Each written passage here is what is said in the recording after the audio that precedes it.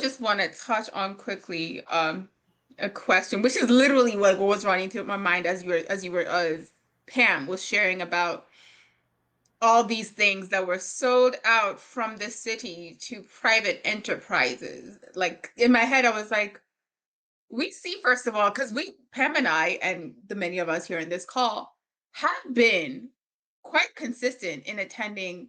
At least one or two of us have been on these calls, either for for budget discussions, for the comp plan, for any of these random like other special bills that they're passing through.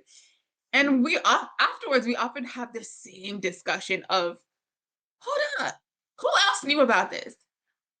Like calling it like, did you know they were passing this bill? Did you know they were discussing this and that? Which is why I'm so glad, Don Rico, once again, with the real questions that we're all asking. Who, like, were the city residents aware of these actions ahead of time? And not just because that's it, right?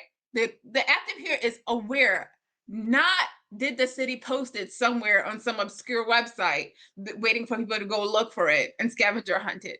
Were the city residents made aware, meaning that they knew it existed, they knew what action was to be taken, and they knew how to actively participate in the decision-making process? That's really a question that's being asked here.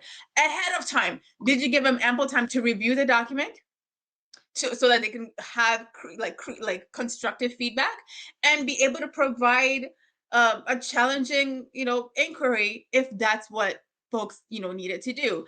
And again, asking, did they or we know about these deals? For some of these I'm hearing of today, or rather I've heard of very recently, that I found out after they were done.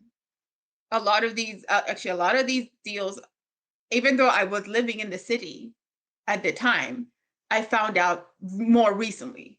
And to me, and this is just a sad thing.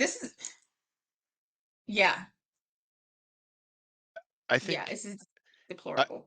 it is. Winnie, I think this is. I mean, anybody who comes in new into the living here in Harrisburg. I came in 2005. I came from other places, Philly, Boston, thinking that this works the way other places work. And I think that's our given mindset. Like everything's working the way it should be, right? City services should be supporting the residents, right? And you start to see the structural fragmentation that exists and has not been corrected. And so you're calling this out as a very important thing. This is the topic today. So I'm going to just put my opinion of what I see as three course corrections. Okay. One is that we need to decenter. Whiteness has to decenter. We need to get out of policies and thinking that is detrimental, impacting those who are persons of color. We learned that from 2020. That should be a first part. So if you're in position of power and mayor, any bureau, any type of department in the city, think about your whiteness and what has been done detrimentally. That's first and foremost.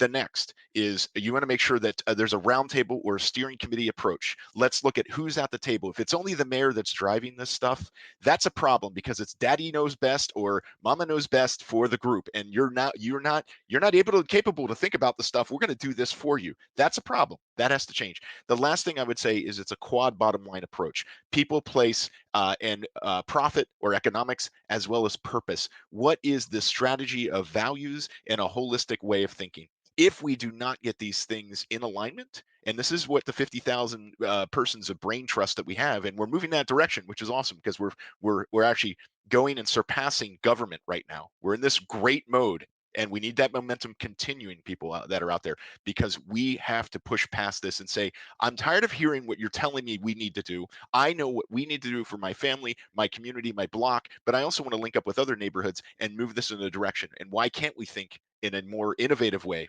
We need civic engagement that's innovative and goes to addressing these root causes. If we're not doing that, as an educator, I have no idea why we're not doing this. This is a detrimental default in the system that it has to correct somehow. We got to correct it together. It takes all of us on the field at once. Getting past politics, we don't even talk about the climate impact that we have, particularly EPA mandate, flooding. We're not even dealing with solar right now in the city. We can't even get solar up going. Anyhow, we've got these huge things that aren't being talked about, and we need to just get on one page with a strategy. And when I see 48 million, and thinking when I was back in 2015 at the city council meeting and the comprehensive plan, the planning commission meetings, and I was looked at as if I had three heads because I was asking these questions, that tells me no one cares, and they just want business as normal and usual. That is an issue.